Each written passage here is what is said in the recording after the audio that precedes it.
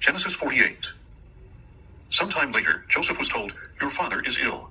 So he set out with his two sons, Manasseh and Ephraim. When Jacob was told, "Your son Joseph has come to you," Israel rallied his strength and sat up in bed. Jacob said to Joseph, "God Almighty appeared to me at Luz in the land of Canaan, and there he blessed me and told me, 'Behold, I will make you fruitful and multiply you. I will make you a multitude of peoples, and will give this land to your descendants after you as an everlasting possession.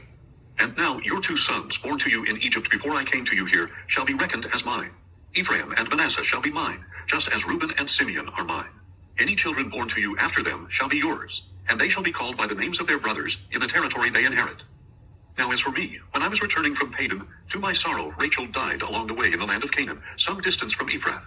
So I buried her there, beside the road to Ephrath, that is, Bethlehem. When Israel saw the sons of Joseph, he asked, 'Who are these?' Joseph said to his father, 'They are the sons God has given me in this place.' So Jacob said, 'Please bring them to me that I may bless them.'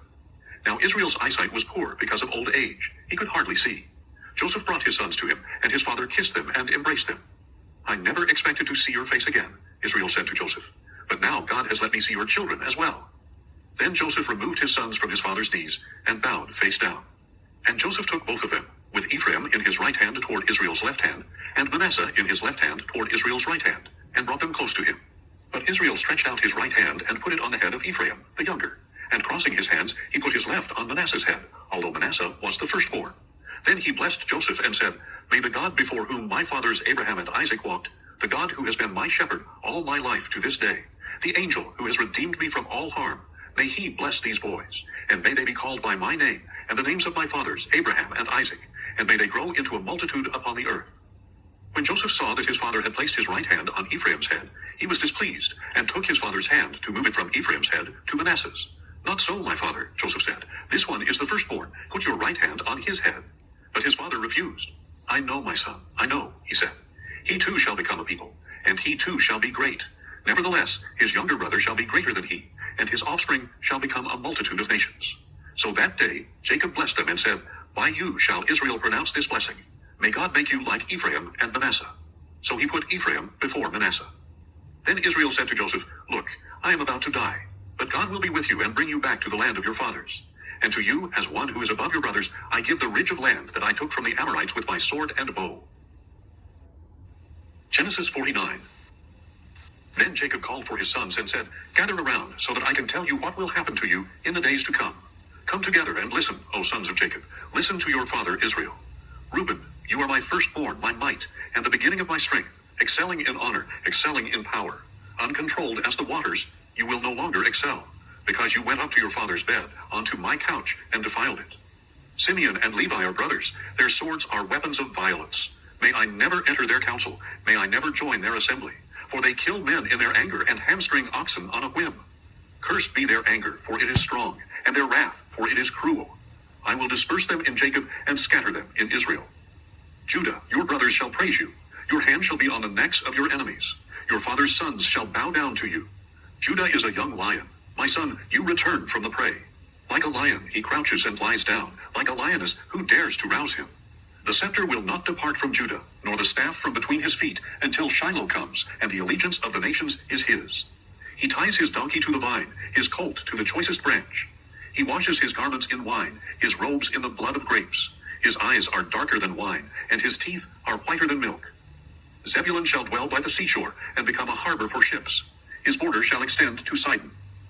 Issachar is a strong donkey, lying down between the sheepfolds.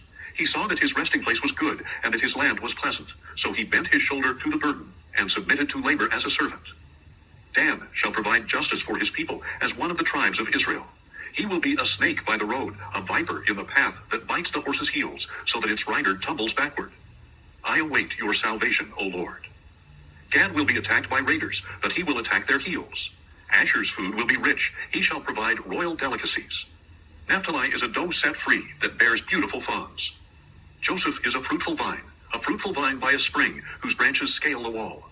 The archers attacked him with bitterness. They aimed at him in hostility, yet he steadied his bow, and his strong arms were tempered by the hands of the mighty one of Jacob, in the name of the shepherd, the rock of Israel, by the God of your father who helps you, and by the Almighty who blesses you, with blessings of the heavens above, with blessings of the depths below, with blessings of the breasts and womb. The blessings of your father have surpassed the blessings of the ancient mountains and the bounty of the everlasting hills. May they rest on the head of Joseph, on the brow of the prince of his brothers. Benjamin is a ravenous wolf. In the morning he devours the prey. In the evening he divides the plunder. These are the tribes of Israel, 12 in all. And this was what their father said to them. He blessed them, and he blessed each one with a suitable blessing. Then Jacob instructed them, I am about to be gathered to my people. Bury me with my fathers in the cave in the field of Ephron the Hittite. The cave is in the field of Machpelah near Mamre, in the land of Canaan. This is the field Abraham purchased from Ephron the Hittite as a burial site. There Abraham and his wife Sarah are buried. There Isaac and his wife Rebekah are buried. And there I buried Leah. The field and the cave that is in it were purchased from the Hittites. When Jacob had finished instructing his sons, he pulled his feet into the bed and breathed his last, and he was gathered to his people. Genesis 50. Then Joseph fell upon his father's face, wept over him, and kissed him. And Joseph directed the physicians in his service to embalm his father Israel. So they embalmed him, taking the 40 days required to complete the embalming. And the Egyptians mourned for him 70 days. When the days of mourning had passed, Joseph said to Pharaoh's court, If I have found favor in your eyes, please tell Pharaoh that my father made me swear an oath when he said, I am about to die. You must bury me in the tomb that I dug for myself in the land of Canaan. Now let me go and bury my father, and then return. Pharaoh replied, Go up and bury your father as he made you swear to do. Then Joseph went to bury his father, and all the servants of Pharaoh accompanied him, the elders of Pharaoh's household, and all the elders of the land of Egypt, along with all of Joseph's household and his brothers, and his father's household. Only their children and flocks and herds were left in Goshen. Chariots and horsemen alike went up with him, and it was an exceedingly large procession. When they reached the threshing floor of Atad, which is across the Jordan, they lamented and wailed loudly, and Joseph mourned for his father 7 days.